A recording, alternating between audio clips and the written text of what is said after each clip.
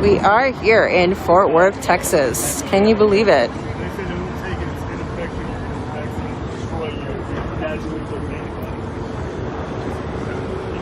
Old courthouse building. We're here on the steps as citizens, people who want to be heard. We want to spread this message of solidarity with prisoners, solidarity with everybody suffering under the boot, right, of the state, the carceral state, the racist state, misogynistic state.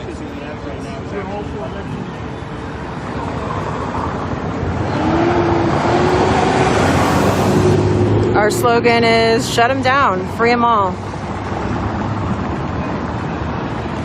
No more political prisoners, no more prisoners. I mean, honestly, we'll get there.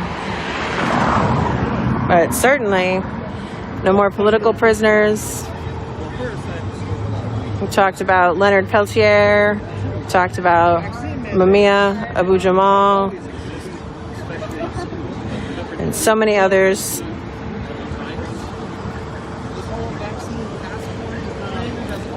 So yeah, we're standing in solidarity with each other and with the prisoners, primarily the prisoners.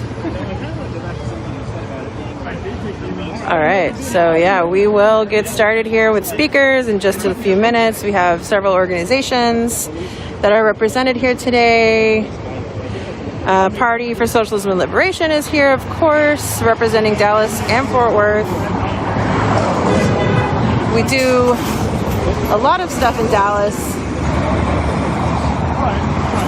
and Fort Worth needs some love too. So we're here to do outreach in Fort Worth and talk to people in Fort Worth and spread this message in Fort Worth as well. All right. Sounds like we're getting started.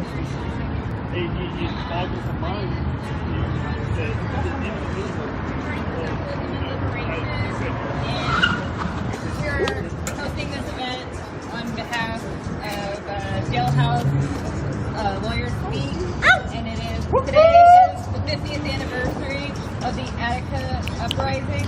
Yeah. Hey! So, yeah, we're here today in solidarity with all prisoners, all political prisoners, and we're going to have a few people come up and speak.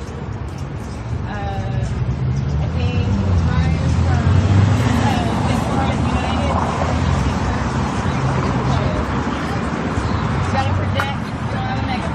I can talk loud. Hello everybody, my name is Ryan with Youth United.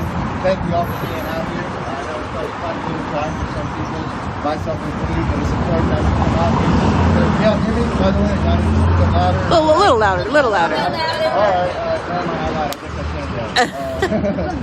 Yeah, it is a nap. I'm going to take a nap. I'll take a few steps back. Hey. Yeah, thank y'all so much for being out here. Just some things to say off the top of my head on my own. It's important that we come out and show solidarity with our incarcerated comrades, our comrades on the inside, especially those who have been struggling against the system and have paid the ultimate price for it, which is basically losing their life by being locked up and incarcerated, which is one of the most dehumanizing processes that you can go through. So it's important that we stand in solidarity, stand up, show out, go on the outside, and we have to look ourselves that we have to stand side by side, next to each other. So my statements today have been invited to me by our system, the Delightful Village Support, Aid of the George Texas University, and she has a few other organizations. She's an elder in our community. I shouldn't say she's an elder. She's been doing this long before that. I've been doing it. I'm going to go ahead and start out with the first statement. The first statement is written by Joka Hashima Jinsai and Abdul Alibala Shakur, which are founders of George Jackson University. It starts out by saying, the primary function of the U.S. prison industrial slave complex is the social containment and exploitation of surplus labor in America. It has been that way since the ratification of the 13th Amendment saw the chattel slave system transition to the penal slave system. The twin pillars of capitalism was raised class and economic classes have ensured that the disproportionately targeted and credit to the model of the prison industrial slave complex from its inception to the present day. But repression breeds resistance. Right. The heroic and valiant Attica uprising, inspired by prison resistance in California, culminating in the martyrdom of the Honorable Comrade George Lester Jackson, saw the unquenchable spirit of human freedom rage against the inhumanity and brutality of imprisonment in America and its excess. The struggle has not relented or ceased, only evolved in intensity and urgency to see an end to the oppression of man and women by man and women. No longer can we sit idly by as fascism advances and the people are ground down under the boot of economic desperation, the deliberate application of poverty, and the criminalization of those most disenfranchised in the society. In the spirit of the Attica uprising, let us say in one voice, shut them down! Shut them down! And the racist assaults on our community, and the school to poverty to prison pipeline by educating, organizing, and mobilizing ourselves and our communities to build the necessary structures to resist. Right. This is rationale. Build until we win, but don't lose. Black August, and that's once again organizing from the Black August Organizing Committee, Joka Hashima Jinsai, and Abdul Alibala Shakur of the George Jackson University. That's the first statement that I wanted to read. Very powerful statement. And once again, these comrades are incarcerated, so I felt it's important that I use my time to amplify the voices of our comrades who are on the inside who cannot be here with us in this moment and who have struggled and who have basically paid the ultimate price. You know, the only thing left is death, which is basically something that is being forced upon them in the horrible conditions and the inhumane conditions which are in the prisons, whether it be neglecting medical services, whether it be the food in which they're provided, whether it be the slave labor that they're subjected to. These all things so dehumanizing to the point where we might not just so we'd rather be dead. We would rather be dead than not be subjected to those conditions. So that was the first statement that I wanted to read. The next statement that I wanted to read is the Free Alabama Movement. This is the 5-year anniversary of the Free Alabama Movement. Quote from them says, we didn't set out to make history, we only wanted to make change, and we ended up doing both, right? So September 9, 2016, that's from 2016, so that would be the 43th year anniversary of the Attica Rebellion. So it says, here's their statement, it says, today, September 9, 2021, marks the 50-year anniversary of the Attica Rebellion that claimed the lives of almost 40 people for the sake of human rights and human dignity. A full half a century since the gauntlet was thrown down and change was demanded from the revolutionaries, visionaries, activists, organizers, and ordinary yet extraordinary men at Attica. On September 9, 2016, 5 years ago, and 45 years after the Attica Rebellion, the Free Alabama Movement acknowledged the legacy of those who sacrificed before us by taking action to organize the September 9, 2016 nationwide work strikes and boycotts.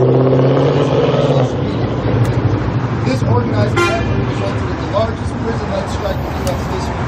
We, like our predecessors, have been denied basic human rights and our dignity and self-respect, being challenged by a system bent on destroying us. There was no better way to honor the Attica sacrifice than by taking action in the spirit of Attica. Since the Free Alabama's movement's contributions to the struggle began in 2014, and especially our national campaign in 2016, we've seen the rise of a national prisoners' human rights movement being led from the inside unlike anything we've seen before. We mark 50 years since Attica and 5 years since the 2016 national action by reaffirming our resoluteness to destroy the same system that remains committed to destroying us. From New York to California to Texas to Alabama and all points in between, blood marks the path of resistance behind these walls of prison, in the dungeons and cages. We remember those who set the example at Attica 50 years ago by continuing to oppose by continuing to embrace and love the spirit of resistance and sacrifice that has traveled with us from the Holy Land. Rose up at Attica in 1971, spread itself across the nation in 2016, made countless appearances in prisons across the nation, and continues to inspire action today. We must make everyday Attica. That is the only way. That is the only way. One more time. Shut him down! Shut them down! Free them all!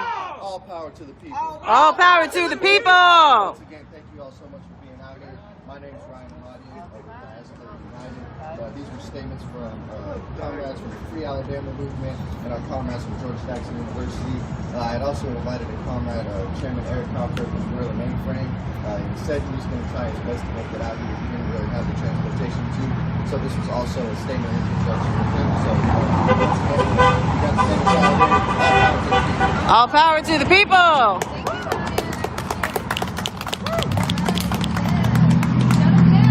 Shut them down! All power to the people!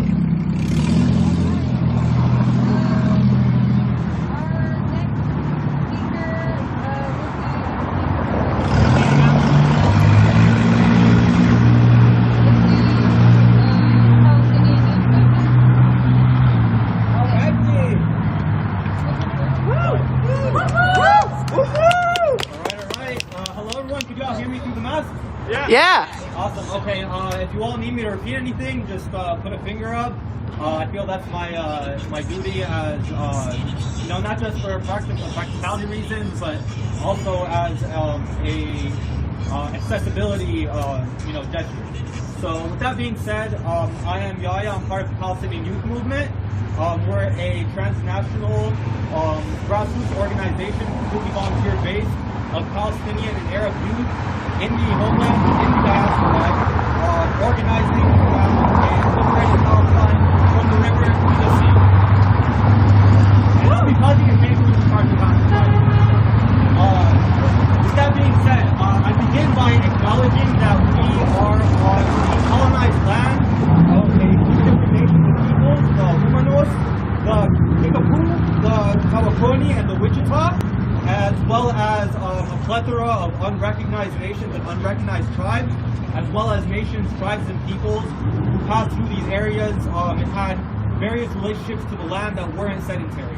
So I begin by acknowledging our relationship to the land and the role that DFW has in the colonization of these people. And I also want to acknowledge that these people continue to exist, they continue to resist, and it's important to uplift their struggle and fight with them. Facts. All right. Early Monday morning, on the eve of the Attica prison uprising's 50th anniversary, 6 political prisoners in Palestine successfully fight with them. Facts. All right. Early Monday morning, on the eve of the Attica prison uprising's 50th anniversary, 6 political prisoners in Palestine successfully escaped from a maximum security Israeli prison. Through careful planning and coordination, the 6 men were able to dig their way out of the prison premises to escape cars that drove them to freedom.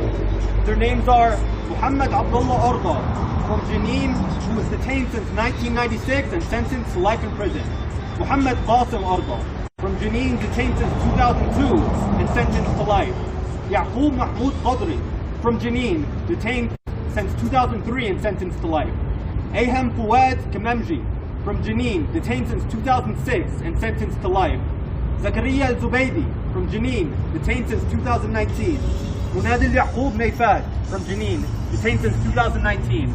In our struggle, we feel it's particularly important to lift up our strugglers, our political prisoners, and our martyrs by name. So, we always try to give, that context and recognize the actual faces behind, what could seem like just numbers. These men supported the occupation forces who have been sent on an ongoing wild goose hunt across Palestine, trying to find the men who bested them. Since the prisoners escaped, Israeli forces have responded with collective punishment against Palestinians for their victory. Many prisoners have been relocated to other facilities without notice, cause, or information given about their whereabouts. Lawyers have been barred from their legal rights to communicate with their clients on the inside, and access to telephones has been limited. Time spent outside of cells has been limited to a single hour in the day, with only 3 cells released at a time. This is in addition to a marked increase in routine, humiliating, and degrading.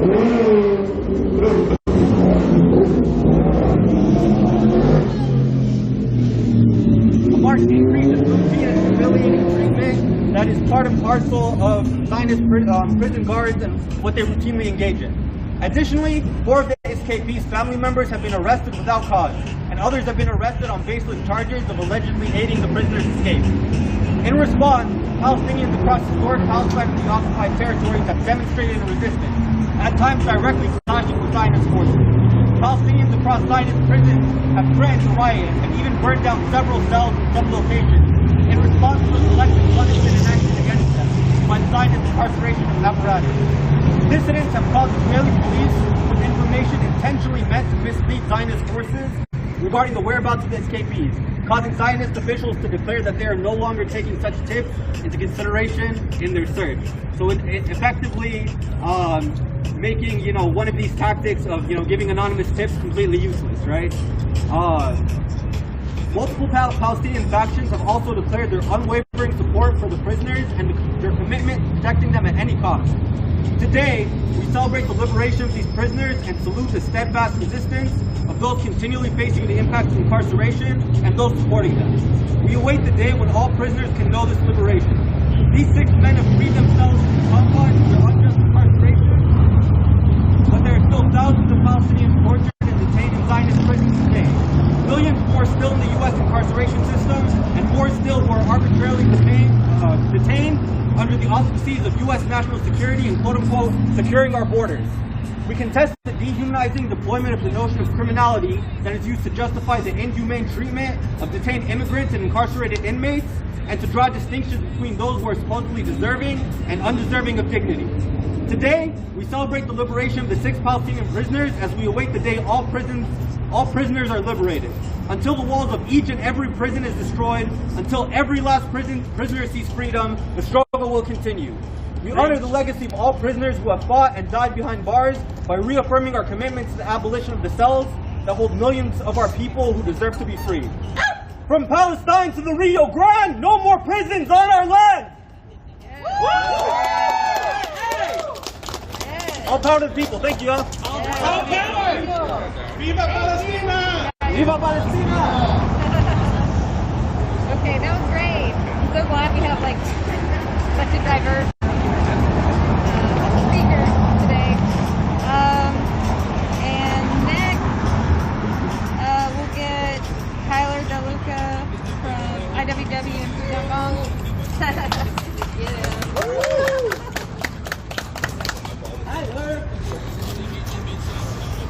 Sorry, I'm terrible public speaker, so I'm pulling up. No, you're fine.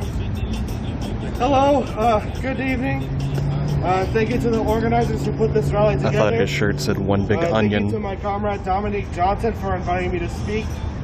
And thank you to everyone who came here to show solidarity with prisoners against the exploitation of the prison industrial complex. Is everybody hearing me okay? Yes. Okay. It is a privilege to be here with you all this evening speaking. In keeping with the theme of solidarity with prisoners, I want to begin by reading a quote about solidarity and what it means from a fellow industrial worker, a presidential contender, and convict number 9653 himself, Mr. Eugene Debs. While there is a lower class, I am in it.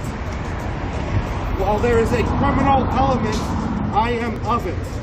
And while there is a soul in prison, I am not free. Facts. Facts. We often talk about the prison industrial complex in an academic sense, as if it's an abstract theory. And if you're talking to somebody who is deeply well-read in abolitionist theory, or you know someone who has been to prison, you might hear stories of the cruelty that prisoners are subjected to at the hands of the carceral state. What we don't often talk about is how the very existence of prison influences our thinking, how the carceral state conditions us to focus on punishing transgressors rather than healing their victims in the community, how we treat the victims of the carceral state by talking about what they've done wrong. I remember when I was a kid, happened in Florida. Oh gosh, I'm blanking. The theater shooting? Trayvon Martin. Everybody was talking about what he did wrong, but that was like the only news coverage that I saw was what Trayvon Martin did wrong. And he wasn't even killed by a police officer. He was killed by, you know, a former community watch person. And it even influences how we picture criminals in the first place. If any of you have ever taken a subconscious bias test, if you've done any sort of anti-racist, taken any anti-racist education, even those who you might consider yourself anti-racist, you might be surprised at the results that you get of subconscious conditioning. So I would just encourage everyone here, while we're trying to abolish prisons and police on the outside, to also abolish the prison in your mind. And if you want to get involved in the hard work that goes into abolishing prisons, I can highly recommend volunteering your time and labor to fight toxic prisons.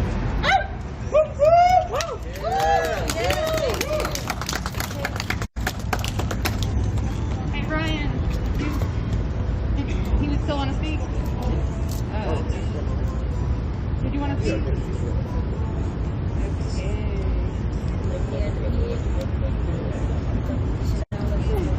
So this is Eric Coppery from Gorilla Mainframe. Hey, what's up? What's happening? All right.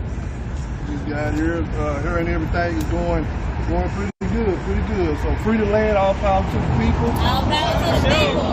He said, what's the call? Free them all. Free them all. Not free some, but free them all.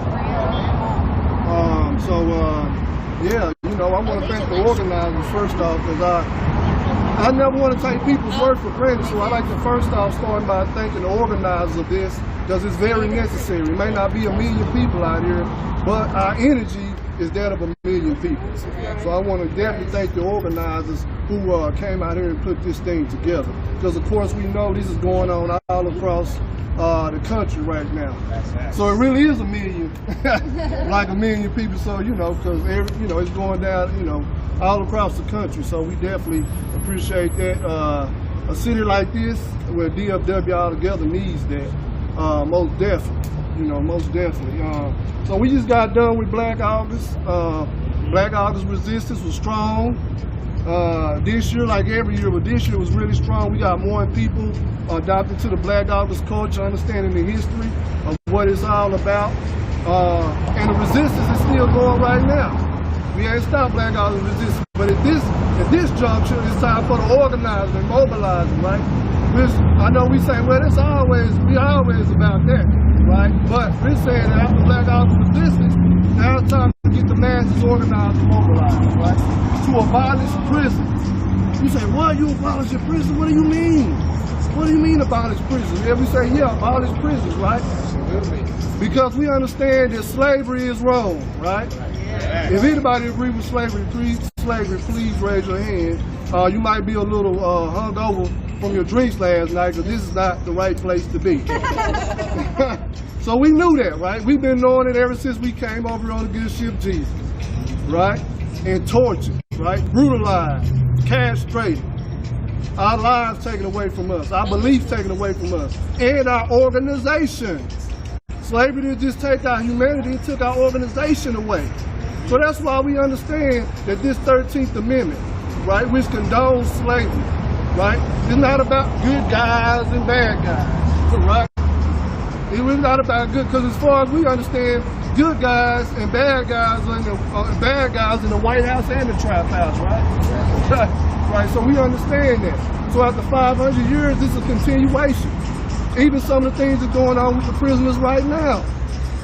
Not just COVID and health concerns in the prison, which we know that's a big problem, right? It's not talked about, but it is a huge problem. You got torture going on in prisons, right? Yep. People getting pepper sprayed. Yep. I'm talking about just because the CO feel like it. Yep. Not because to see your mama died, he just having a bad day. Oh, leave me alone. No, hell no. Because they feel like it. And if you retaliate or you react strongly, right, then guess what? You can't have no more family visits. No more calls, no more mail. Isolation. See? These are the kind of things that's going on at will of the prison system, the prison industrial slave complex. So we understand that abolishing prison is important. Right? It's necessary. And we're not saying that nobody should ever be in a prison ever. We're saying under capitalism is slavery. Just like Eric Williams said, capitalism is slavery, because that's what it was built off of. You understand? So this is a great moment that we pull together to organize, right? To get the people out here, every block, every corner, every bar. Russell Maroon Schultz. Russell Maroon Schultz, great elder, right? Who resists, he got that name Maroon because of our people who resisted the enslavement process, right? He kept getting out of the prison. I gotta get away, gotta get away.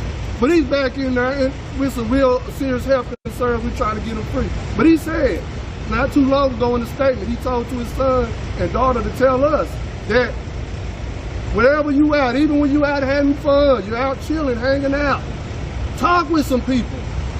They might not want to hear it at a time, but try to get them before they get the fifth bird. Or before they try the whole row of bourbon, right? Try to get to them before they roll that blunt. Say, hey, did you know this was going on? We want to help you with something. Oh man, thank you for that. Some people don't thank you. Some people gonna annoy you and walk out. We already know what it is.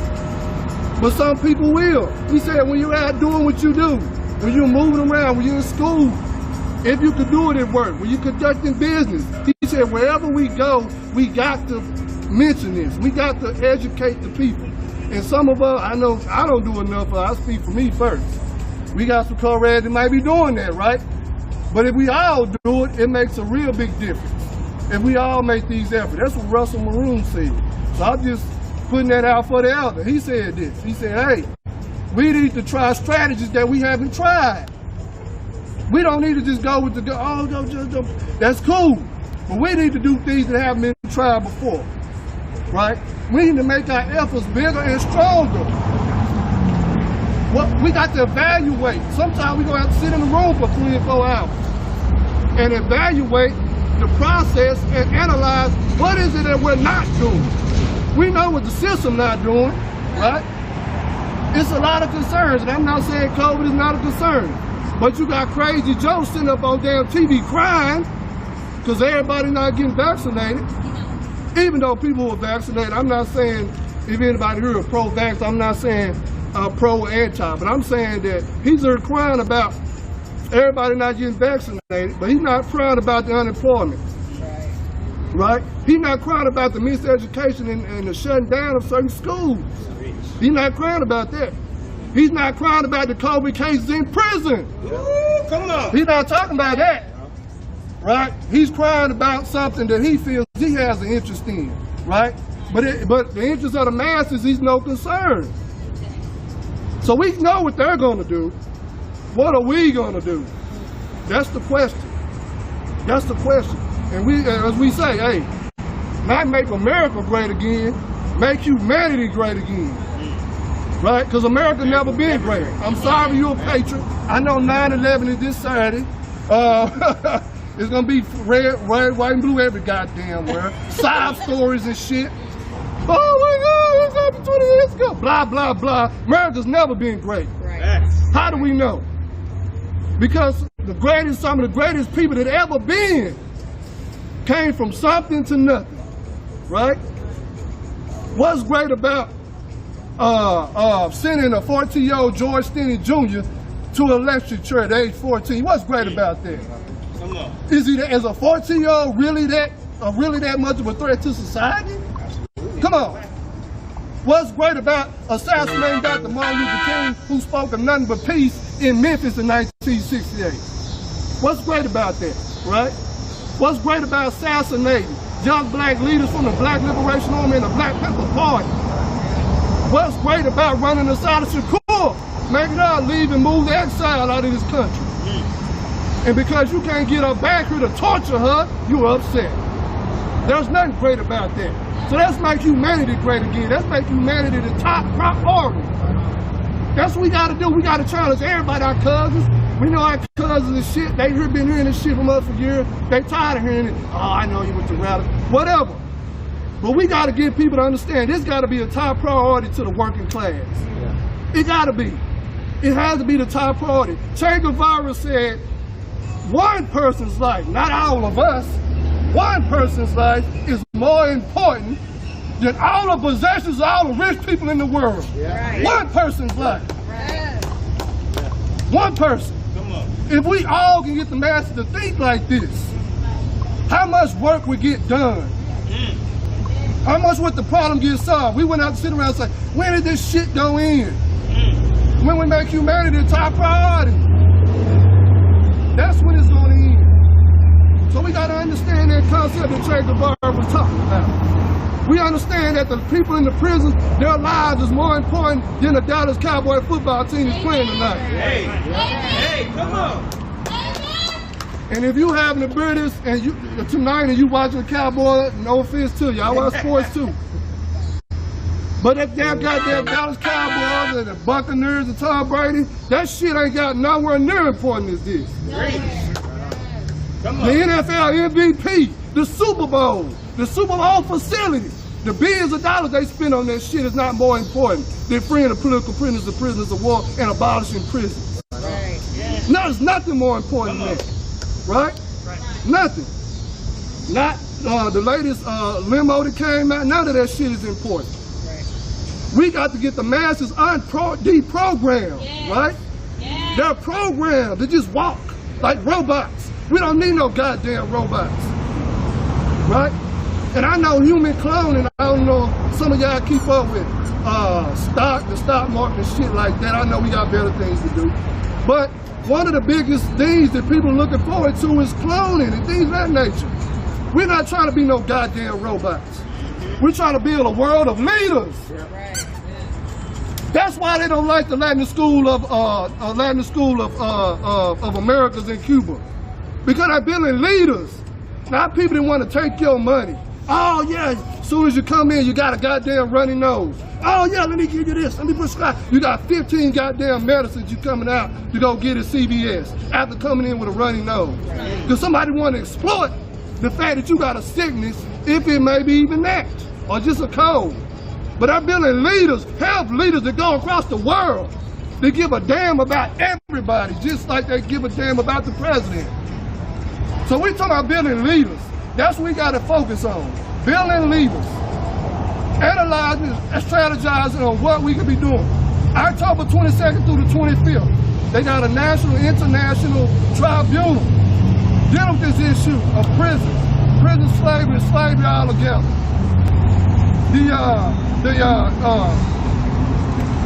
The coalition, in the spirit of Mandela coalition. October 2, they've been having. But I mention that because that's a process we can get involved in. Because it's one or two people here and there saying something, that's cool. But when you really want to make some noise, everybody got to make the noise. If we can meet these tribunals, that's in New York. October 22nd to the 25th, that's at the Malcolm X and Dr. Betty Shabazz Center in New York. That's an international tribunal to deal with the issues that really concern us. That's important. We need to get the people involved in these processes. We need to get involved in them, right? The international community got to know that even if some of the people internationally going to speak for us, we going to speak for our goddamn selves. Right. It should just people be all across the world, oh, what happened in America? No, we should be saying this. Some people say, oh, the international courts, they're not useful. How the hell do you know? Things change with time. Time dictates our agenda. So you must understand things change in time. So at this moment in time, all strategies that we use are useful, and we must exhaust all of them to make sure that we get the result that we need.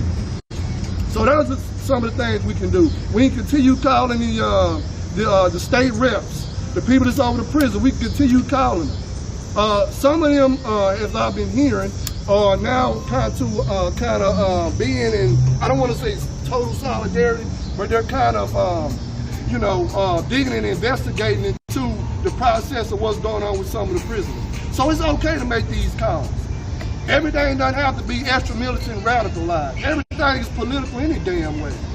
It's all political. But we all got to understand and move a certain way in certain arenas. So that's still a strategy. We got plenty of strategies.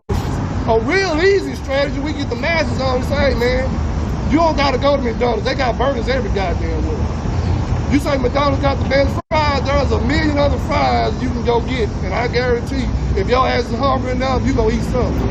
Right? Okay? Victoria's Secrets. Ladies, I know you like to look good and sexy in the nighttime.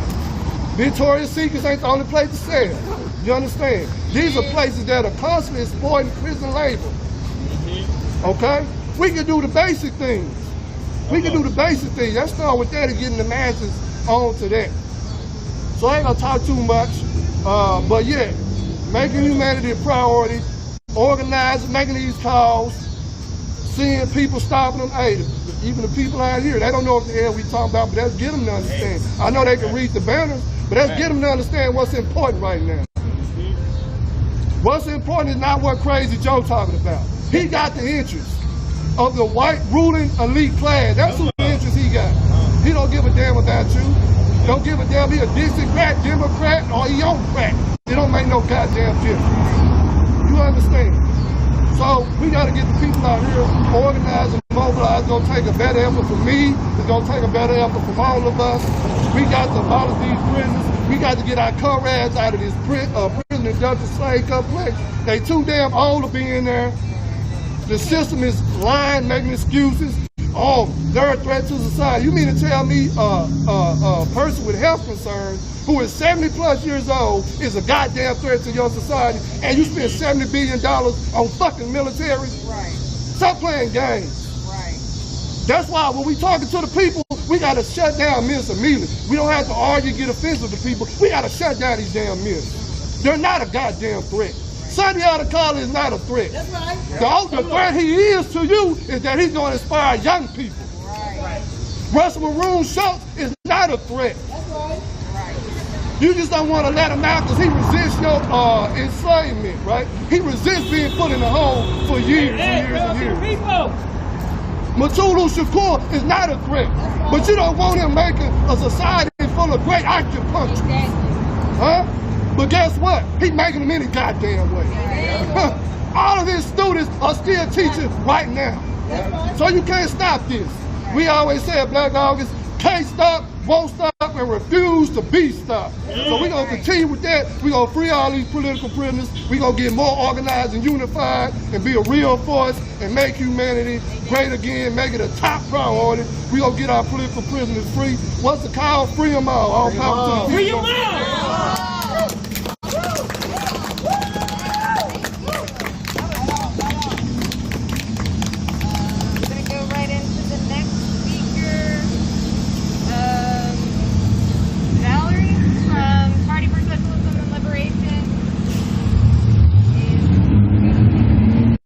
That's you.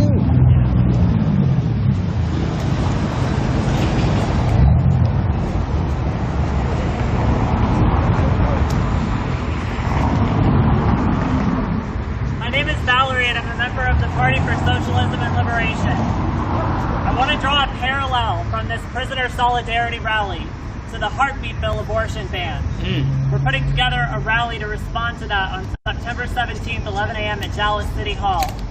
The bill encourages intimidation through a provision which allows private citizens to sue an abortion provider or a person who aids and abets another person in accessing an abortion or intends to help an abortion patient. It is yet another example that shows that the shadow of incarceration and criminalization keeps all of us but the 1% unfree. It is now more dire than ever, right here in Texas, to kill the policeman and slave catcher in our heads, not to Kwesi Balagoon. When Joe Biden talks about the heartbeat bill, creating a vigilante system where anyone is encouraged to turn in 10K bounties on oppressed people who are desperate not to be pregnant, he's avoiding talking about the criminal justice system that already exists, the system that he personally took great pride in expanding, that empowers everyday slave catchers and the prosecutors and the prison guards capitalist white supremacy. From the time that the enslaved black people in America were set free, the ruling class immediately set about to recapture their freed labor pool. By turning their slave catcher patrols into police forces, they set out to enforce new laws against vagrancy, loitering, and other pretexts to rob black people of their freedom. Their police abducted black people off the streets, turned them over to the courts, who funneled them into prisons, and who leased out convicts to governments and back to plantation owners as labor. And so the chattel slave system in America became a carceral slave system. The police do not commit these acts of terror because they are crazy or out of control bad apples on an otherwise good force. The war on crime, just like the war on drugs, is no more than an elaborate attempt to address a structural crisis within the capitalist system and ensure a steady supply of reserved low-wage labor to make high profits for corporations. The growth of this prison system is intimately tied to the particularly racist nature of U.S. capitalism. It is primarily a form of state repression aimed particularly at the most oppressed sectors of the working class, with the goal of eroding class solidarity and extinguishing militant struggle. We call for an end to our carceral slave state and the release of all political prisoners. George Jackson said, "All black people, wherever they are, whatever their crimes, even crimes against other blacks, are political prisoners because the system has dealt with them differently than with whites." Amen. He said whitey gets the benefit of every law, every loophole, and the benefit of being judged by his peers, other white people. Blacks don't get the benefit of any such jury trial by peers. Such a trial is almost a cinch to result in the conviction of a black person. And it's a conscious political decision that blacks don't have those benefits. To reclaim our humanity means to reject the capitalist Anglo-Saxon law of both Greg Abbott and Joe Biden. The capitalist system enforces scarcity, whose actions funnel human beings into cages every day, and daily increases the alienation of oppressed people. It's an accurate assessment of these conditions that Omowale Africa said the same ingredients that go into making a Detroit Red can be used to produce a Malcolm X. This system does not keep us safe. Even now, the city of Fort Worth protects the Tatiana Jefferson's killer and refuses her family justice. They refuse to put her murderer Aaron Dean on trial.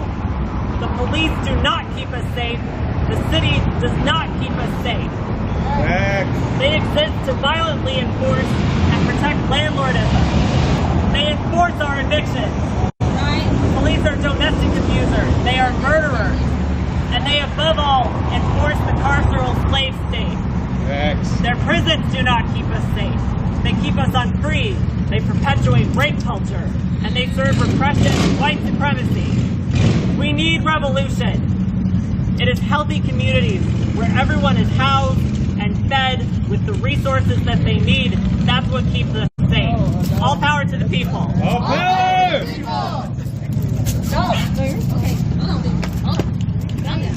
For that great detail.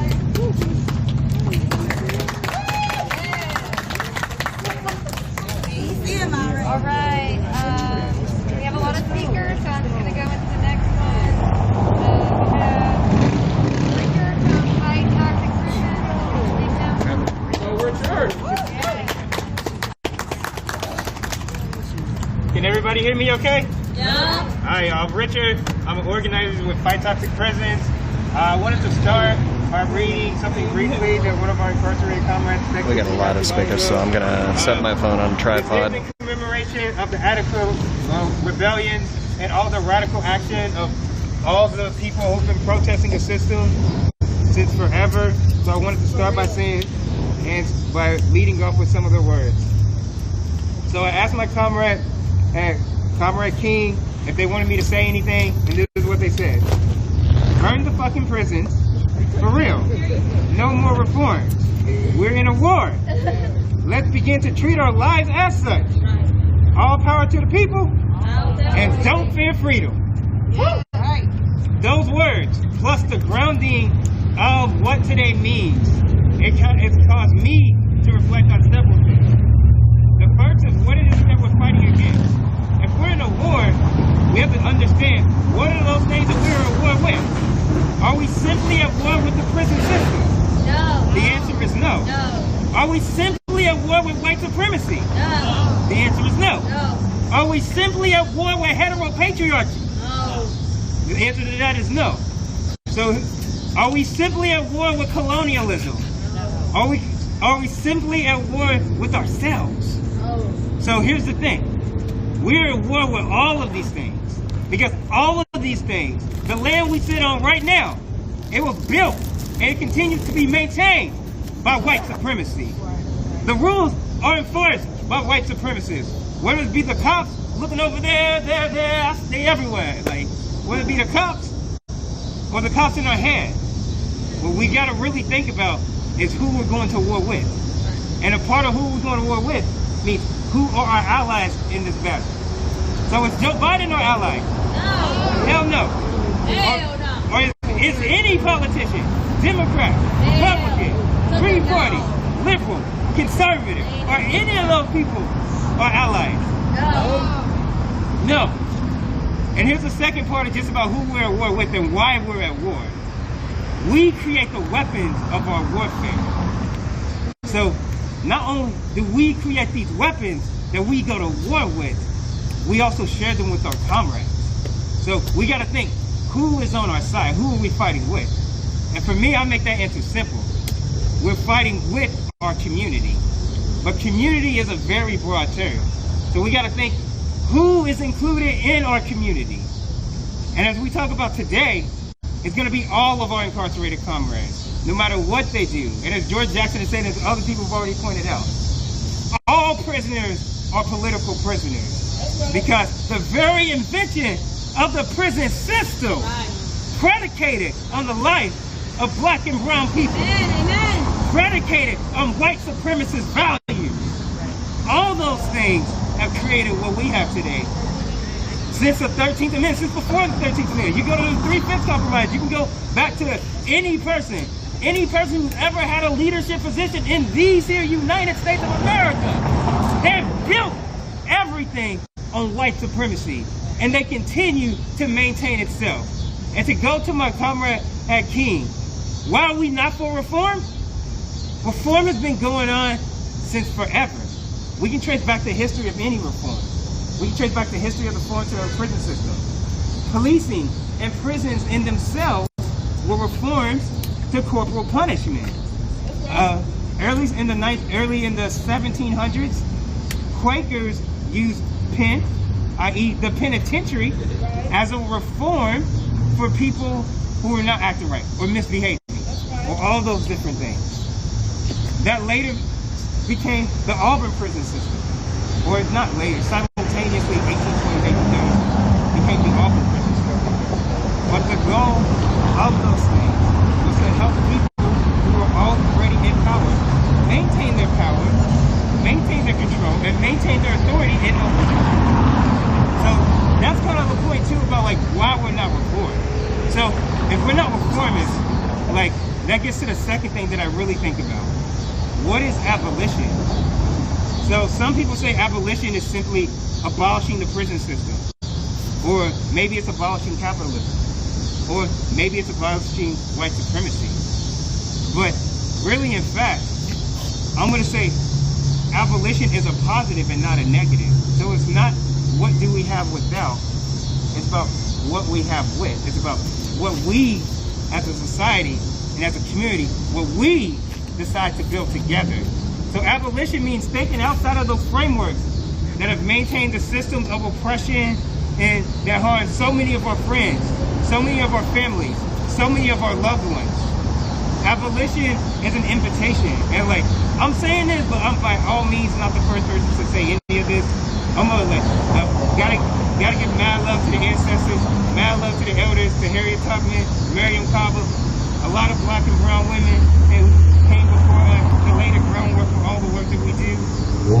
Some of the elders that me and my comrade Jordan currently work with, Grandma with the National Council, gotta pay love to all the folks. We gotta pay love to all those folks who paved the way, for the things that we do now. So for me, what does abolition mean? It means building community with each and every one of you guys. Or it means building community with those people who don't just have the best interest of me, but have the best interest of everybody in mind. And no political system that we can ever come up with can ever do that. Because it's a cliche, but the only people who are ever really gonna keep us safe are each other.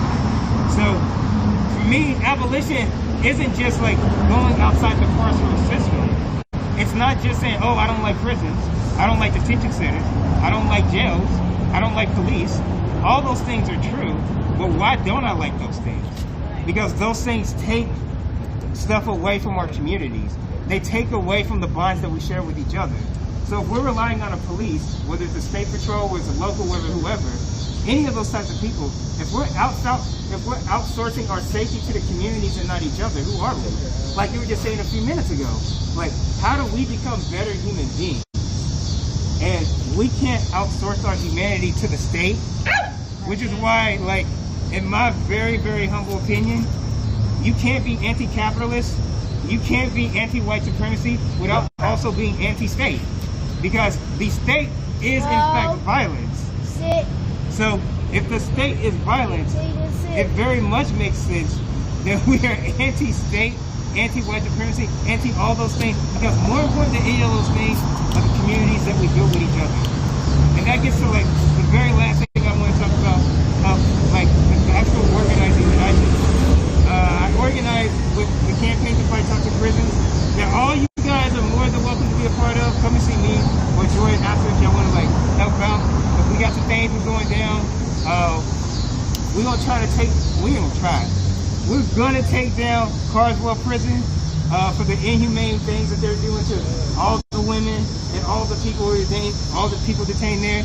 A lot of our radical comrades who are quote unquote political and environmental prisons, the way that they're being treated there and in any prison, like it's atrocious.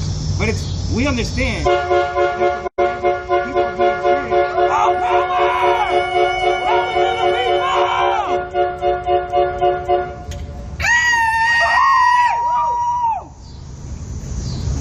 We understand that the way people are being treated in every power to the people! We understand that the way people are being treated, not just in Carswell, it's the same way in every facility. So it's not surprised that someone in Carswell or someone in a detention center, that they're having their rights denied. Because every form of prison is inhumane. There is no humane way, there's no way to reform prison, there's no way to reform the prison system or any of those things that constitute it. And by that, I mean the policing system, in many cases the social work system, the court system. All those things create the framework for how our people are beaten and brutalized. Because it's not just about that daily incident where you see like an Attica Jefferson, or you see somebody that you know or whatever. It's not just about those things. It's about those daily interactions that we have. And that's like, for me as an abolitionist, like, abolition isn't always just about, okay, coming to a protest or going outside of prison. It's literally, how do I build a relationship with you? How do I build a relationship with any of them? That's what real abolition is. And that's what I'm actually going to say about the work that we do with Fight Toxic Prisons. Fight Toxic Prisons, we're a grassroots abolitionist organizing community located throughout the South. We got comrades everywhere, and what we do, and my comrade Jordan in a few minutes, they're gonna come up here and they're gonna give a little bit on some of our campaign victories. But what we've done, we've built local-based movements to not just take down prisons, but to build infrastructure for folks to be able to continue those fights long outside after some of that stuff happens. So if there's issues you're interested in, definitely come and be a part of the work that we do. We do letter writing. We do all sorts of stuff. We're doing more work with detention centers. We're doing all sorts of stuff throughout the state of Texas. We're waging war against Governor Abbott and his nonsense pro-policing nonsense and his nonsense about his detention centers. We're talking about something like this? Yeah, no, there's a lot. about some of our victories? You were way better at it. This is my best friend and comrade Jordan. With the National Council. It took us like 9 years to admit he was my best friend. So first, I want to shout out Fight Toxic Prisons for the past several months has been organizing with Jailhouse Lawyers Speak a national fundraiser. We've raised $21,000 as of right now. Our goal is $25,000. That money goes directly to support the 2022 national prison strikes that are coming up. They organized the 2016 national prison strikes, the 2018 national prison strikes, and now they put out a call that is our job on the outside to answer on building outside solidarity that is capable of supporting inside revolution, right? Yeah. So what are we gonna do? We're gonna build, right? We're gonna build and we're gonna shut it down. That's what FTP specializes in. We specialize in shutting shit down and building up communities, as Richard said. In 2019, after a 5-year campaign, we, along with comrades in Central Appalachia, with the Letcher Governance Project, shut down what would have been the most expensive federal prison in U.S. history. $510 million maximum security prison. They were trying to build on top of a mountaintop removal site, and all it took was 10 of us that said, no, that's not going to happen. 10 people against the federal government.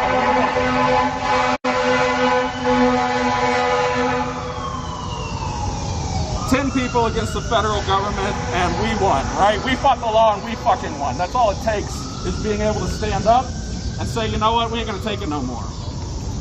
A few months ago in May, after several months of organizing with a coalition in Alabama we helped found called Communities Not Prisons, we defeated a $680 million international bond that was supposed to finance 3 private mega prisons in Alabama for the next 30 years at the cost of $3.8 billion.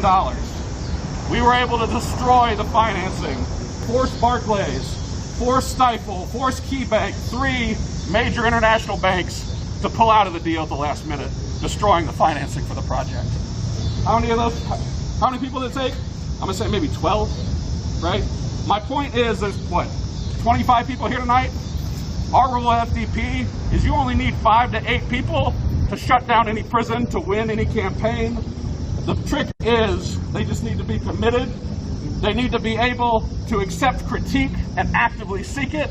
They need to have the heart to fight, and they need to, you know, not be overwhelmed with a million other things.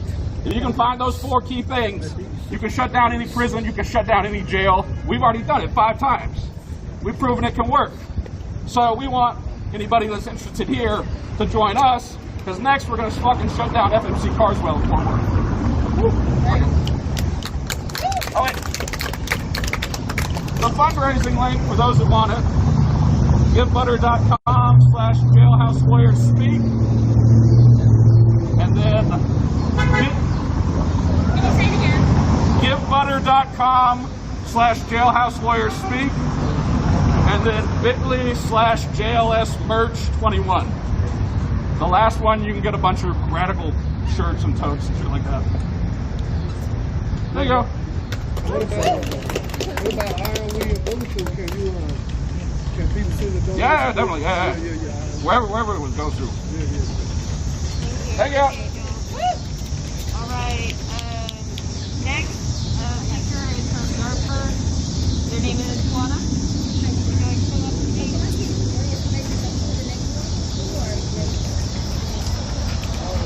This guy's been walking his pet vacuum around.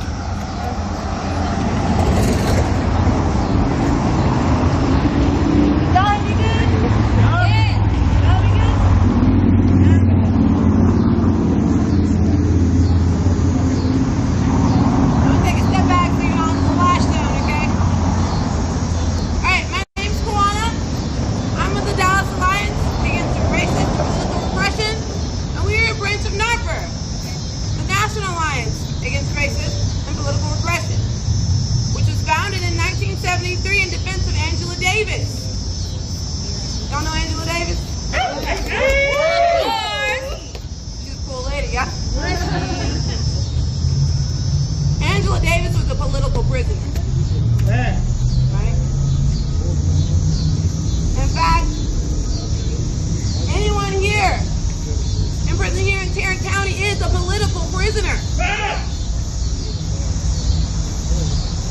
And what we want to do today is let you all know that we are joining the struggle and demanding the release of all political prisoners. And that means every single person in prison here in Tarrant County and all over America. We are roots in the struggle of prison abolition, and today we have a deep thought commitment to abolition. And in the past, you may have heard me talk about jailing killer cops. Put killer cops in jail. Amen. You've marched with us at Dartburg, and we demanded justice for George Floyd, for Tatiana Jefferson, and too many others. I'm not going to go through the names because they're hurt. Straight up. And you know what? The justice that we envision did involve imprisonment of those murderers. And I can see how you can think that's contradictory. But life just happens to be contradictory like that. But the way that we're moving is not contradictory. Prison abolition is a cute slogan sometimes. It's a tidy, neat word. You know? It's a buzzword sometimes. But we mean that in a real serious way. In a way that's going to require understanding and meaningful change. Because jails and prisons have an old history here in the United States. Oh, really? Old history. But honestly, not that old here in Tarrant County. No. It's not that old. This is a relatively new thing. Relatively. Right? The people who lived here before, they didn't need jails and prisons to work things out. You know who did? White settlers. When the white settlers came here, they brought their prisons, they brought their jails with them, they brought their carceral system with them when they eradicated the people who originally lived here. Alright? Because of the way that Fort Worth is set up, it's at war with itself.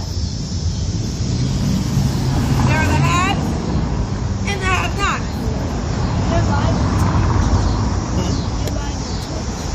Yes, sir. There's always going to be the rich people and the poor people, but you know what? Honestly, the poor people aren't fighting back enough.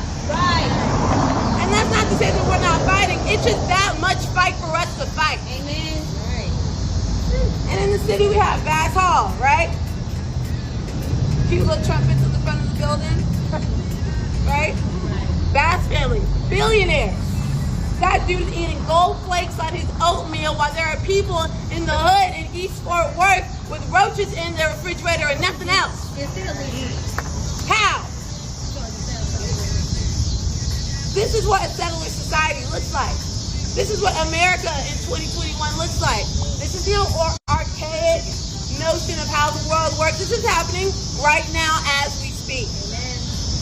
And this inequality, this brutality, this injustice, this doesn't happen by just brute force alone. If it was just brute force, it'd be easy to see. It'd be easy to get everyone together in one big bad guy. But they are more devious and evil than you can imagine. What do people shoplift?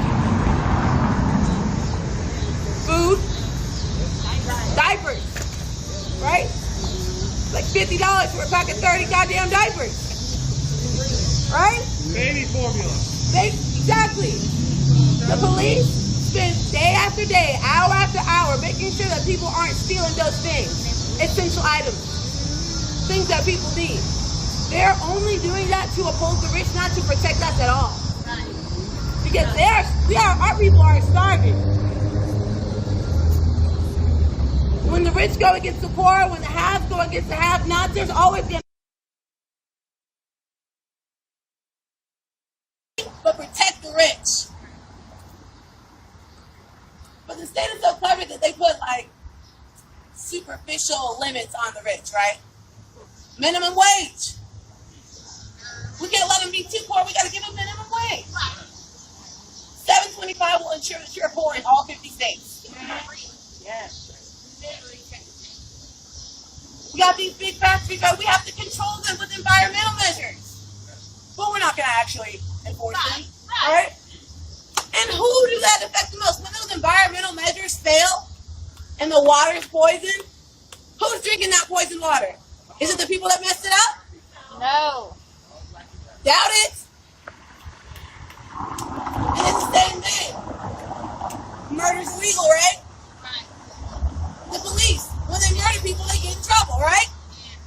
No. Right? No. Right? No. In the same way that those environmental laws are barely enforced, the laws against the police are barely enforced. Right.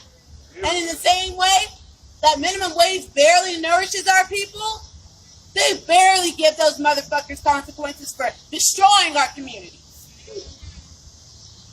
So, should our position be against jailing the police? Against jailing killer cops? Should we advocate for their freedom as we advocate for the freedom of the people who are literally starving to feed their babies? Should we? No. Hell no. Our stance is towards jailing killer cops, oppressors, and anyone like them. But you know what? Our government will never give us that.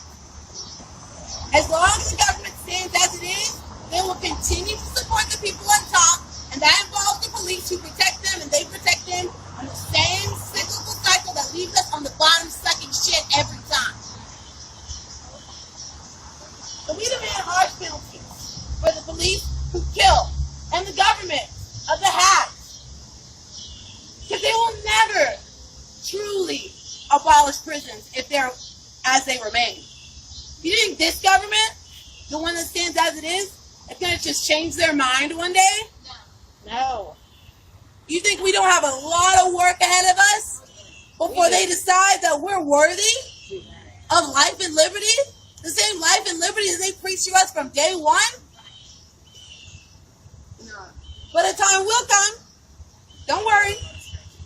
When the oppressors will get what's coming to them, they will be punished. That's for sure. And you know what? At that time, we can begin to heal. And we can begin constructing a society without oppression. But that cannot happen. That cannot happen in the context of society that puts police officers on top and the people trying to survive on the bottom. So just know, abolition is important, but abolition is work. It's not just opening the gates. There's a lot of field work that needs to be done. There's a lot of bodies that need to be on the ground, boots on the ground, working, and we're here right now doing it. So give yourselves a hand. Woo. Real talk, y'all. There's so much work that needs to be done. Like, so much work. And I'm so glad to be fighting next to you, one of you all of you, my comrades, against tyranny, against police brutality, against racism, against capitalism, and people who are fighting for the freedom of all of our people, especially those behind bars. So I want to thank y'all so much for being here and being in trouble with me. Y'all are cool as hell. You're cool as hell. Thank you.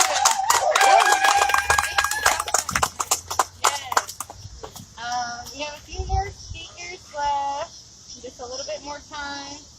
So, is Richard Thomas? Oh, yeah. Sorry. Oh, I didn't know that was the same one. Okay, you're part of. Okay, never mind. Okay, well, last but not least, we have our comrade Alinka. Hey, Alinka! Hey! I see you! Am I right? Yes. Great.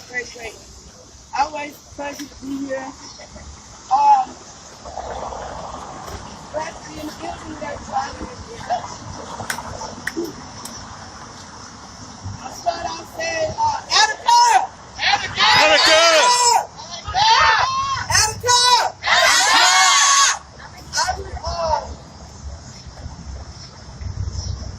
I was 2 years old when Attica happened. That lets you know how old I am. I was 2 years old when Attica happened.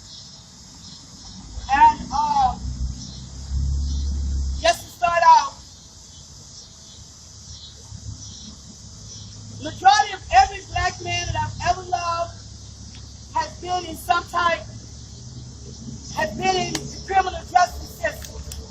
You know how old I am. I was 2 years old when Attica happened. And just to start out,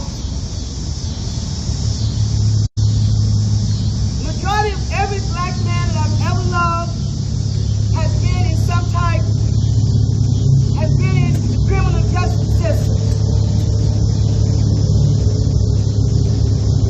From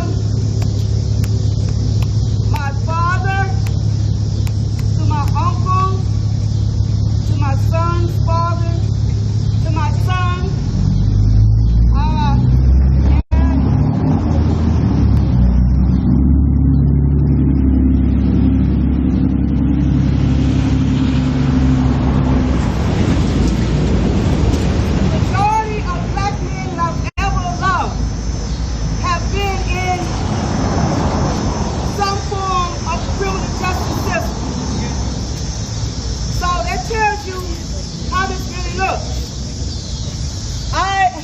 in the criminal justice system.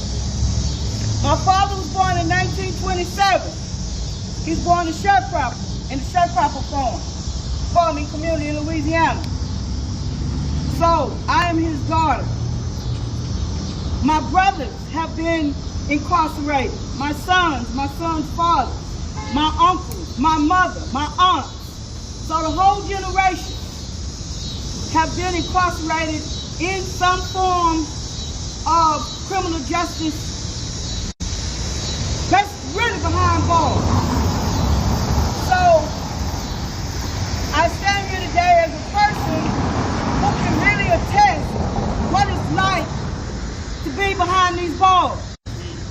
I'm a living witness. I'm just not coming off the top of my head.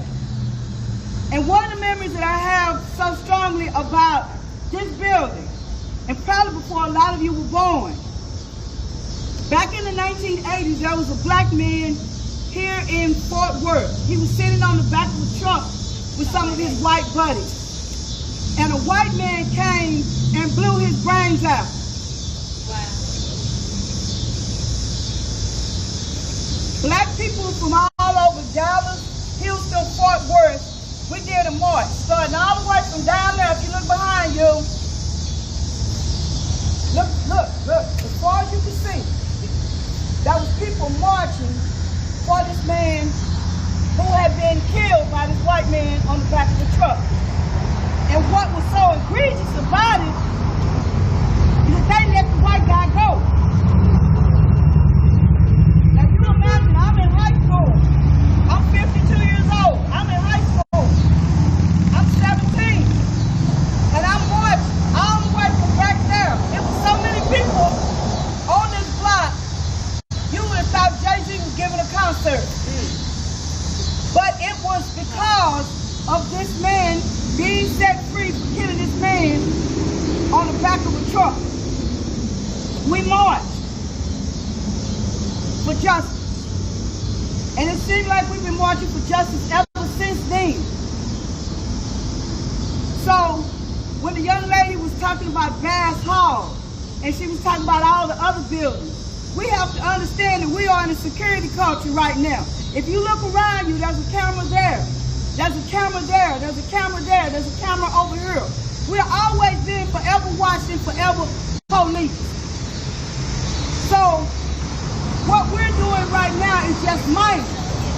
But you imagine how those men felt at Attica, constantly being watched, constantly being policed. From the moment you get up till you lay down, from the moment you go to mess hall, from the moment you take a shit or a shower, you are police. Your body does not belong to you. And I'm speaking to you as a woman who has been behind the penal system. Your body does not belong to you when you are locked up. You're no longer a citizen in this country. That is why in California, they did what they took the inmates and did medical experiments on them. Yep. My mother, who was incarcerated, they did the same thing to her. Called me and said, "Oh, Lincoln, you got to come and get me." I said, what's going on, mama? They down here doing surgeries on me. I don't know nothing about it. They didn't call me about the surgeries on my mother. They just went and did what they wanted to do. That is why you must read a book called Acres of Skin. And this book called Acres of Skin tells you about how the California prison system would experiment on people's skin. Dog soap, Procter & Gamble, all the chemicals that you use today, carcinogenics was used on prisoners. So you must understand, when you go behind them bars, you're no longer a citizen of this country. If your family don't have insurance on you before you go, you might as well go and get ready. Because they're going to put your ass in a pine box. See, so we must understand the historical content of this country and where we stand. We standing in the same place not too far away where they had the Klan building is at, where they would have their meetings. That's why you need to read this book called 100 Years of Lynching, where you understand where you at. So when you come to Fort Worth, Texas, or you in Dallas, Texas, you'll be able to see, oh, that's that building. This coming Sunday at 12 o'clock, I will be on the banks of the Trinity River, right across behind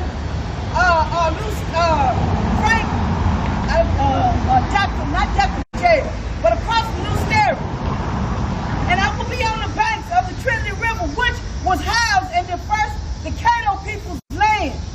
And I will be doing a memorial with Black Dallas of this brother named William Anderson, who was lynched in 1861 on the banks of the Trinity River. But we also must remember Sam, Patrick, and Cato, 3 black men who were lynched down the street at Waters Park, as we know it right now, down the street from J.F. Kennedy's assassination spot. 3 black men who were accused of trying to burn down Dallas. They lynched all 3 of those brothers. And not only did they lynch them, when they finished lynching them, they rounded up every black person who was a slave in Dallas and they whipped them. So you must understand where you stand at. When we're talking about prison reform, there is no prison reform. If a woman talks back to her husband, her hand could be put in a cage and whipped with a ruler or a stick no bigger than her husband's thumb. Or be put in a stocks, tarred and feathered. If you did not pay your debt, if you was a poor person in this country, they would put you in debtor's prison. Debt poor. Women were put into these prisons with their children. Women were sent to Australia because you might have been poor and basically made to be a prostitute. So we must understand what we're talking about here in America. Attica is just a small pebble in the sea of oppression and bullshit in this country. How we ever gonna get anything, how we ever gonna get any reform when we have a president, all the presidents still dropping bombs on Palestine? Still dropping bombs. Still poisoning the water. 98% of the water in Palestine is poison.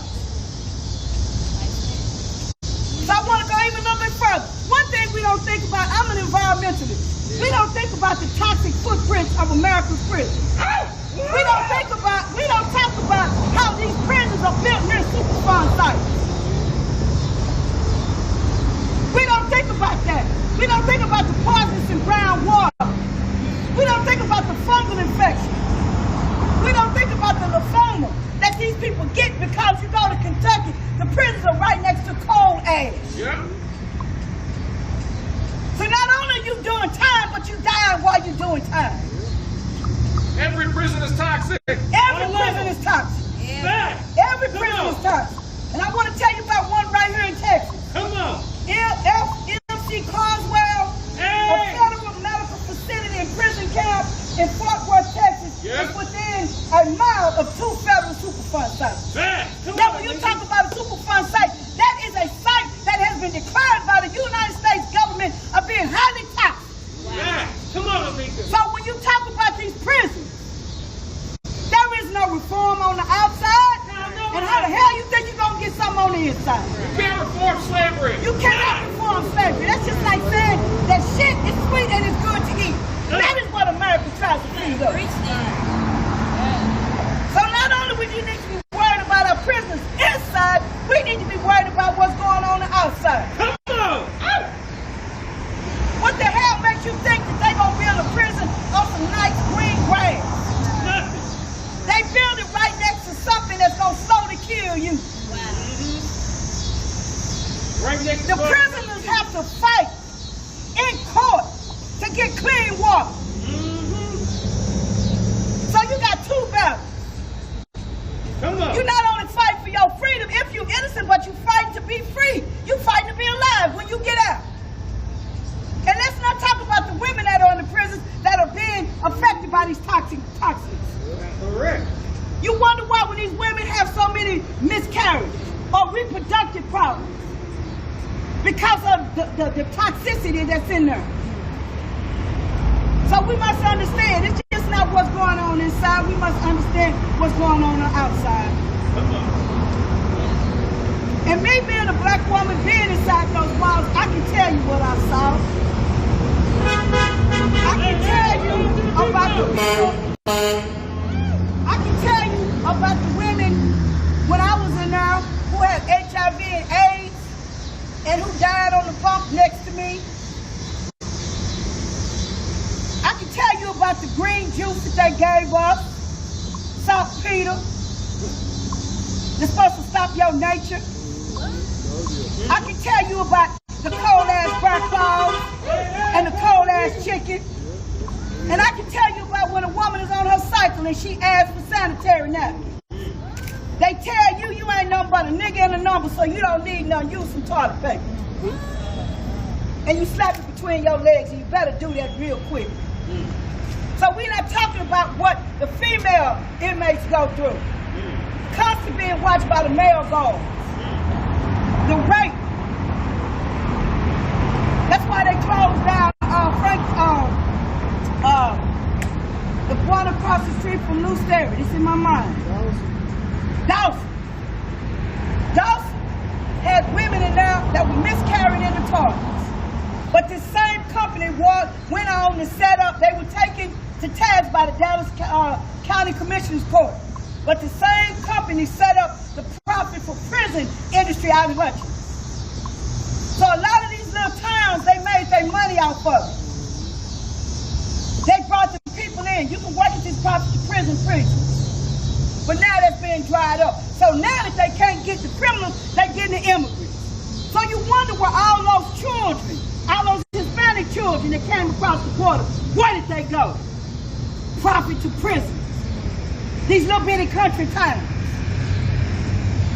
10,000 miles away from their home.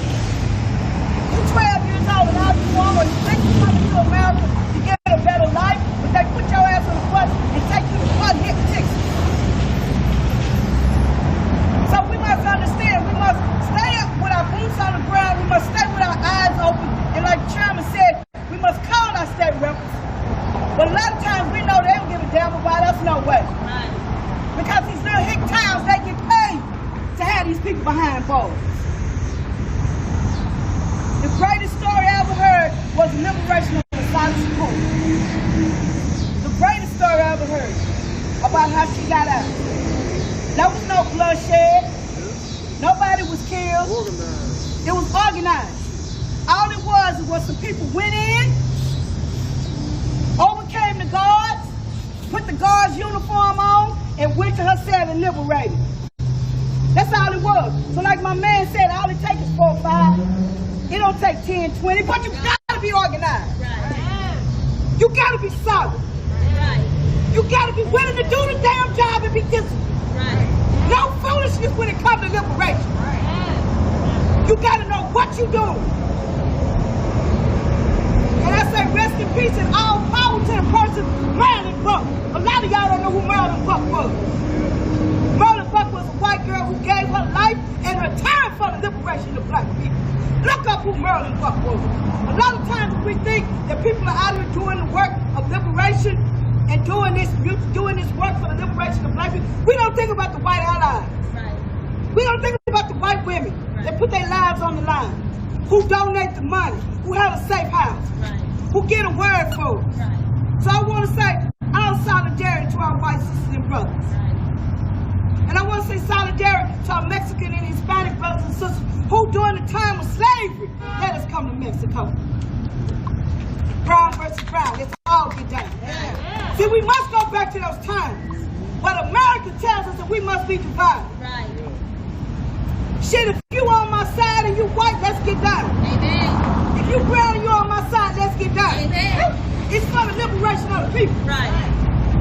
Because if I'm free, you gonna be free. And if I'm not free, then hell, what makes you think you gonna be free? America teaches us to be divided. But when we're in that prison cell, and I'm depending on you and you depending on me, we can't be divided. Because I might have water, and you may not. You might have a blanket, I may not. But we're all fighting for the same cause, and that's the liberation of our people. So I say this before I leave. Attica! Attica! Attica!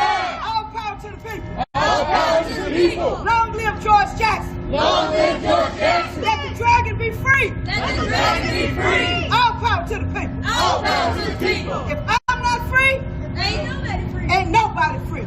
Right. Go Rossi, let's make it solidarity to everybody.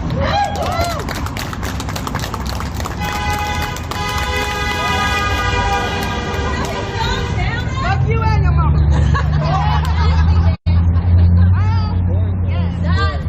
This event's almost done. I will address you when we are done, Bobcat. How about that? I will answer your question personally. And I appreciate all the speakers that came out today and spoke. They all had very, very good insight and different perspectives on this topic. And I just want to say that we're reading an internal study. We're doing an internal study about Blood in My Eye, and George Jackson talks a lot about the more repression there is, the more resistance that we have to create. And so we just have to organize. We have to come together as a community and build our community the way we want to, like the speaker said today. So yeah, I just want to say power to the people. All power to the people. All power to all the people. All power to all the people. So thank you guys.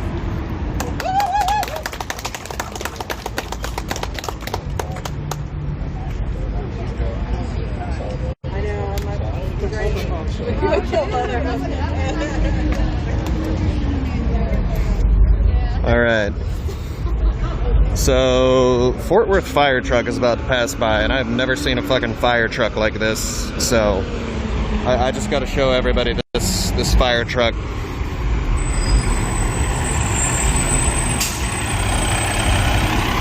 It's blue and white. Who does that? That's weird.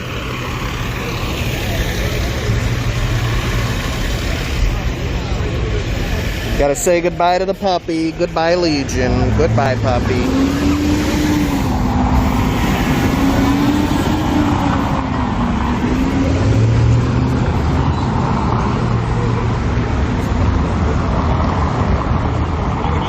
And I think that's about it. So I'm gonna get ready to walk to my car, and then Bobcat, you and I get to have a little conversation about why you got timed out. So let's start with your first message. Rich white men sit and purge their penthouse and make rules and sit them down and hold everybody like puppets. Man, at least we trying to serve and save. Serve and save. Man, that sounds good. Serve and save. Serve and save. Save and serve. Ella, Miss Ella Terry, how you doing? Serve and save. That's a pretty good message. Serve and save. So if I leave tomorrow, I know I did all I can do to serve and save. If I die tomorrow, I did everything I can do to serve and save. Come out of prison, 20 years, man, to serve and save. To serve and save. And you should try it. It feels good. Very rewarding. Very gratifying.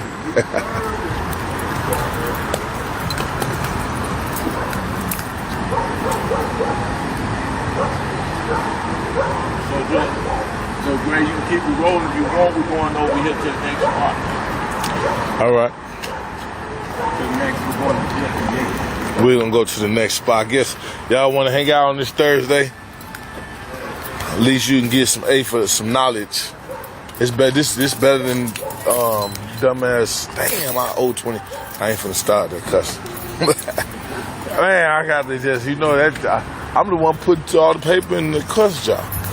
It's better than that that reality TV stuff, man, where it's scripted and they on there promoting black people hating each other and black people being messy and black people doing all type of ratchet, stupid stuff. So at least you watch and roll with us, man. You can get an A for this good righteous work, man.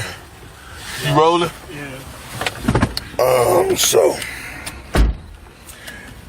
ain't nothing else better to do. Let's talk about it. This real. Y'all been with us. Y'all know we be on the scenes for real. And as it's showing, we're affecting the neighborhoods and the communities for real. So the haters gonna hate, We get more hate mail than anything. We get more hate mail. Be careful, record. I'm finna pass the camera, bro. Virginia, I'm sorry, I'm about to pass the camera. We ain't put off yet. But I'm about to pass it. That's Jeremiah. Just heading back. We out here. But yeah, people criticize us and it's like, I don't know what you want. It's like, you don't want the police wrestling your 15-year-old. You don't want the police wrestling your 15-year-old. You don't want the police responding to mediocrity or stuff that's not important. So I need you to hold this. We finna pull off. You got it. Okay, bet. Hold on 1 second. Let me hit you right back, bro. They tell me in the back. You can talk to them for a second if you want. Tell them about something you got going on. You got some stuff going on that they should know about. Oh yeah, hold on. Tell them about it. Tell them, introduce yourself to the people. These are the same people that help us. Ain't no government funding. They ain't gave us nothing, man. They ain't gave us nothing. So it's y'all help that allow us. Taxpayers pay to do. Start some traffic. Antoine is on this. Y'all lucky we ain't on this bitch every motherfucking night for 3 hours and 5 hours. Inconveniencing y'all. This family don't get to sleep. The funeral was yesterday, but that's just the beginning. Y'all get to go home and drink your fucking coffee and watch your fucking Netflix, but they gotta keep suffering while y'all out here chilling, drinking coffee, scrolling your phone, going through Netflix and Instagram and Twitter.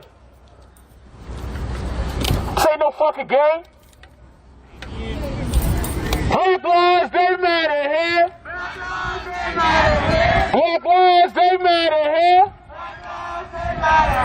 Black lives, they matter here. Black lives, they matter here. Y'all like to sit around and harass black and brown people all day, every day anyway. We'd rather y'all be over here than fucking with people. Do your damn job. Black lives, they matter here. Black lives, they matter here. Justice for.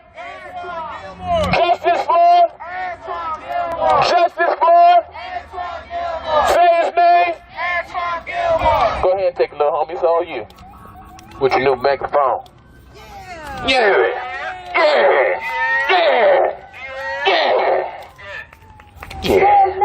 Antoine Gilmore. Say his name. Antoine Gilmore. My skin is not a weapon. My skin is not a weapon. My skin is not a weapon. My skin is not a weapon. My skin is not a weapon. My skin is not a weapon. Black lives, they matter here. Black lives, they matter here. Black lives, they matter here. Black lives, they matter here. No justice. No peace. No racist. Police. No justice. No peace. No racist. Police. Say his name. Antoine Gilmore. Say his name. Antoine Gilmore. Say his name. Antoine Gilmore. Say his name. Antoine Gilmore. Black lives, they matter here. Black lives, they matter here. Black lives, they matter here. Black lives, they matter here. What do we want? Justice. When do we want it? Now. If we don't get it. Shut it down. If we don't get it. Shut it down.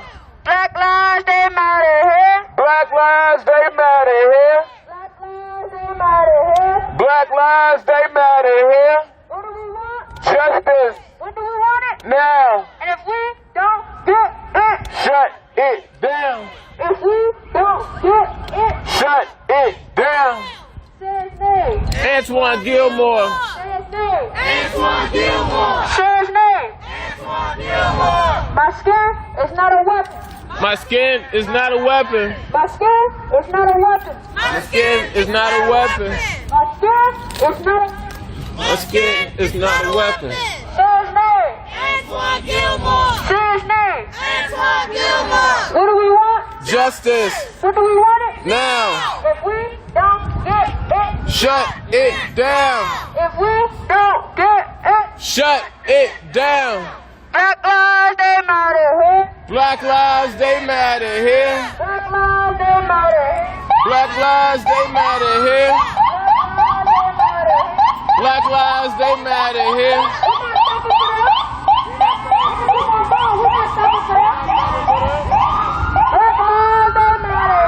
Black lives, they matter here.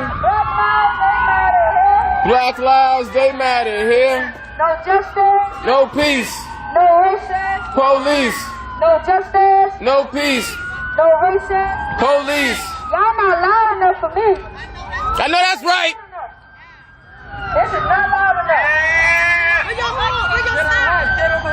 Say his name. Antoine Gilmore. I need love. Say his name. Antoine Gilmore. Say his name. Antoine Gilmore. No justice. No peace. No racist. Police. What do we want? Justice. What do we want it? Now. If we don't get it. Shut it down. If we don't get it. Shut it down. Say his name. Antoine Gilmore. What's his name? Antoine Gilmore. Say his name. Antoine Gilmore. Say his name. Antoine Gilmore. You got it, King?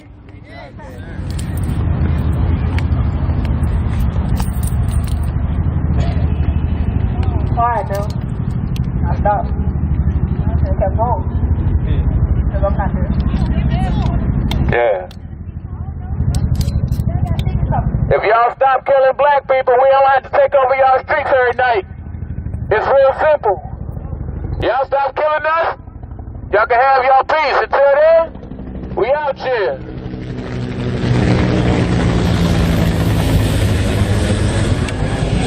Hey, yo, if you staying in the higher place, or you staying over here, feel free to come out and stand against injustice. Everybody always be like, oh man, if I was alive in the 60s, I would've, If I was alive in the 70s, man, I would've, If I was a slave, I would've damn sure, This is your opportunity to stand for injustice and be on the right side of history. Turn in your fucking badge. You about to lose your job.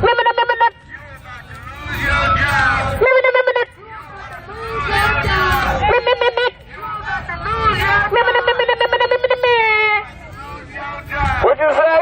You about to lose your job. You about to lose your job. You about to lose your job.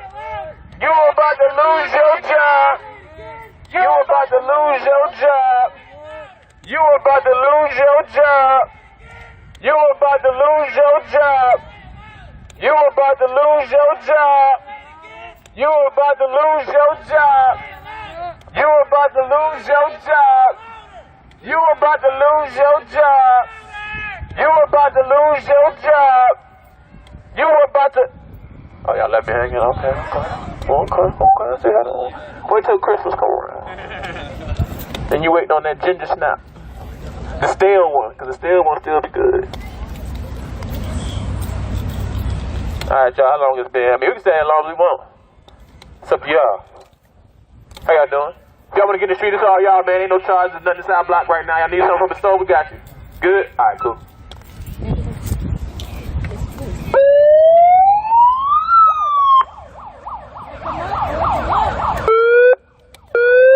Wake up.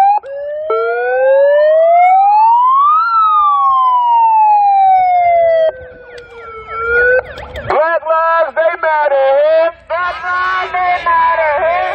Antoine, he matter here. Antoine, he matter here. Black lives, they matter here. Black lives, they matter here. Antoine, he matter here. Antoine, he matter here. Antoine still matters here. Antoine still matters here. Antoine still matters here. Antoine still matters here. Antoine still matters here. Antoine still matters here. Antoine still matters here. Antoine still matters here.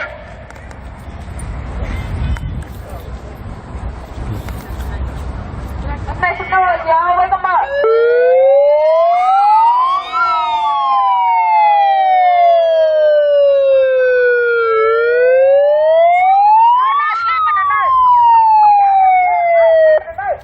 You heard him?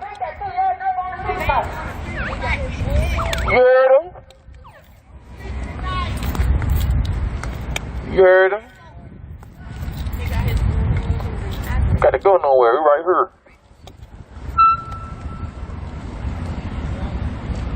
1, 2, 3, 4, 5, 6, 7, 8, 9, 10, 11. Fuck 12. 1, 2, 3, 4, 5, 6, 7, 8, 9, 10, 11. Fuck 12. 1, 2, 3, 4, 5, 6, 7, 8, 9, 10, 11. Fuck 12. 1, 2, 3, 4, 5, 6, 7, 8, 9, 10, 11. Fuck 12.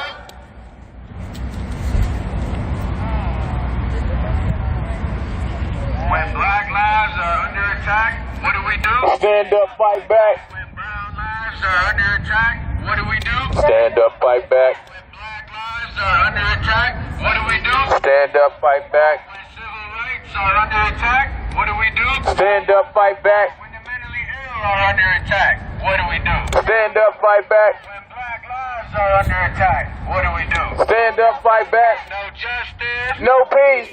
no racist, Police. no justice, No peace. no racist, Police. no justice, No peace. no racist, Police. no justice, No peace. no racist. Police.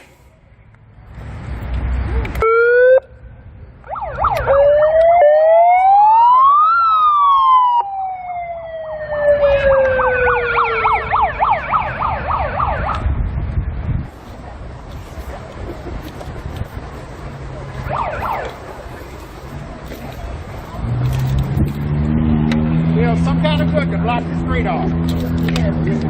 Fuck them. Power to the people. Everybody's equal. Everybody's equal. Power to the people. Everybody's equal. Everybody's equal. Everybody's equal. Hey, the road closed, shouty. It's Antoine Gilmore Boulevard right now. Matter of fact, we're gonna make it actually Antoine Gilmore Boulevard. We know DC don't have nothing but number and State Streets. This block right here about to be Antoine Gilmore block. Justice for Antoine. Justice for Antoine! Justice for Antoine. Justice for Antoine. Justice for Antoine. Justice for Antoine. Justice for Antoine. Justice for Antoine. Justice for Antoine.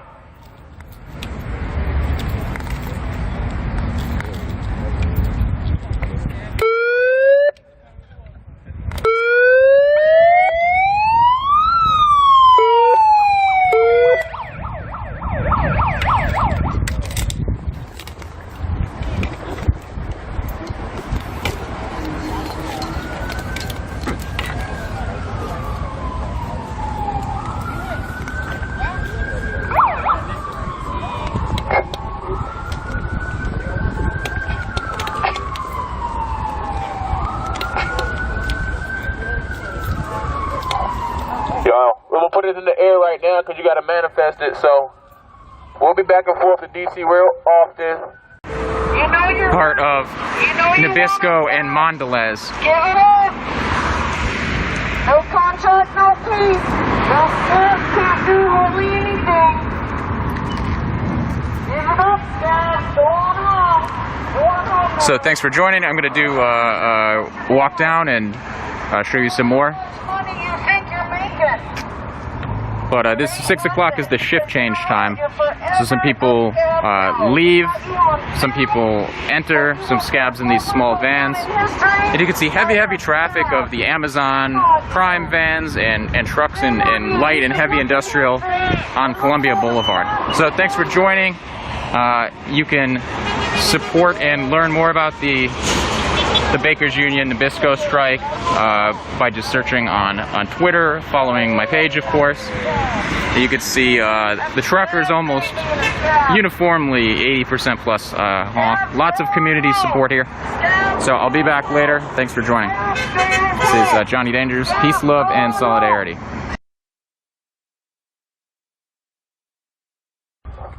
And you'll go through it for the rest of your life. Just like Derek Chauvin.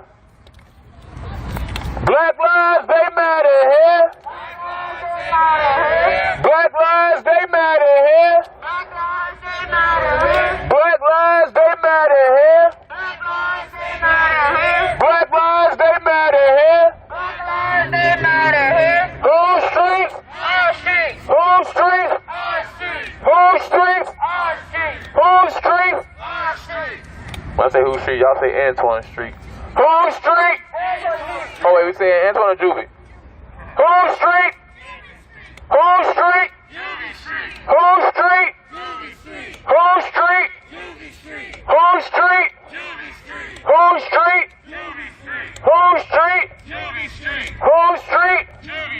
So again, we're gonna just manifest it one more time because we're gonna put it in the air to the ancestors, and at the end of it, we're gonna need everybody to make noise and make sure the ancestors know that we are out here sending them this message. We are out here in a clear space and clear minds, knowing exactly what our intentions are. We're going to manifest exactly what's going to be happening here.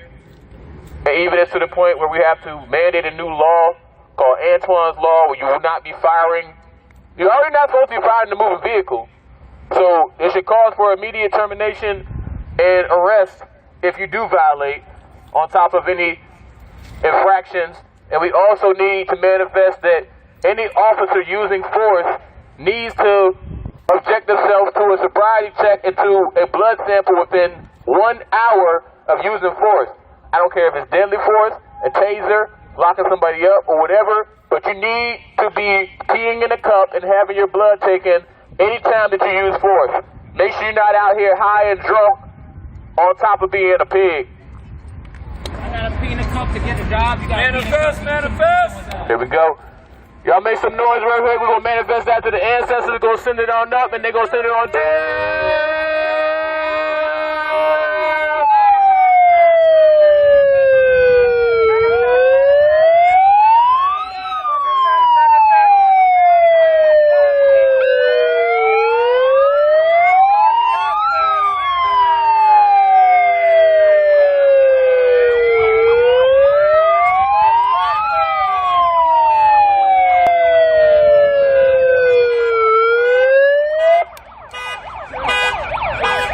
So it shall be.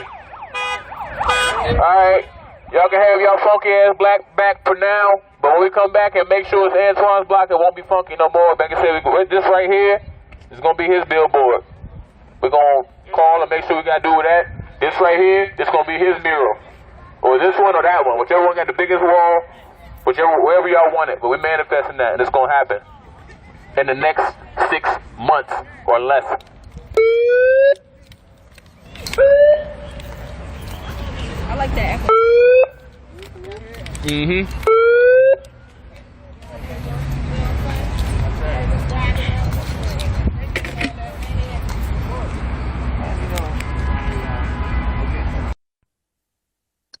Oh, you want to go live? I ain't see it. I just accepted your invite. It's alright. I already got off of there.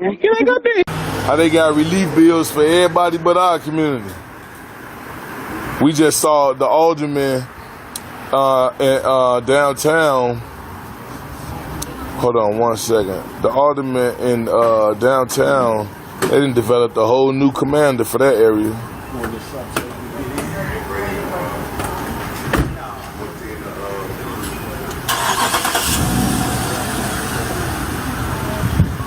So yeah, they talk about the spike in violence in River North. They didn't put a whole commander on the newly elected task force, but in Inglewood they ain't gave us no a whole task force. Do those gas stations have security guard on duty? No, I don't think so. Hell no. Look at this. I told you these gas stations be every damn thing. Look at this. This how you know when you in the hood. When the gas station, look, I was just telling him how the gas station be Jewels, Walgreens, health food store. Look, I mean, yeah, I mean, do they got a coding for all of this stuff in the hood? Like, that's ain't no look. You can get Italian beef. You understand me? Oil, gas, ice cream, candy. Look, and then they always behind the bulletproof glass. They just want our money.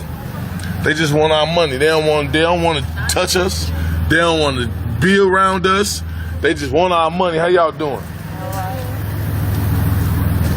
But they give our sisters and they give our babies and they give our communities no other place to shop. So here's one entity making all the money off the plight of our people and ain't donating or giving back nothing to the people.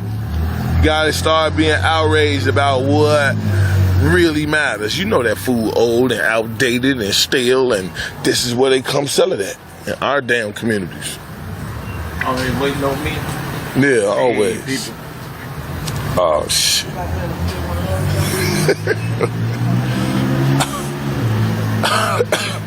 That's a twitch, man. Hey, that's a twitch. How that dance go? That's a twitch, man. That's a twitch. I know how to do it. I got it. How y'all doing, people? But we out here and we'll be out here. So we just checking in. We just saying we love y'all. Thank y'all for the support. Continue to support. Tell somebody to love somebody, that we out here with somebody. Hey, man. Peace. We'll holler at y'all later. Thankful Thursday. Thankful Thursday. CSC.org support. Stop being scared to donate and support. It's okay. We don't have to do nothing. But we're going to keep working regardless. Wait. You got it. Virginia, a couple people asked for a freestyle before you go, man. I ain't got no beat. Check it out. Check it out. Virginia. It's going to cost you now. Listen up, my man. I'm colder than Mac Man. I'm colder than Bird Man. I'm colder than Lil Wayne. I'm colder than all them lanes. My bars ain't gonna change. Ooh, that's it. Thankful Thursday. Peace. Drop the mic on that one. Tell Kanye get back in Chicago. Man, tell him to do something. Tell him to do something. Tell him come ride with us in the city. Yeah. Kanye to come ride. Tell him we know the GDs for real. Come in the city for real. We can go on the real blocks. Stop using that to sell records. Peace.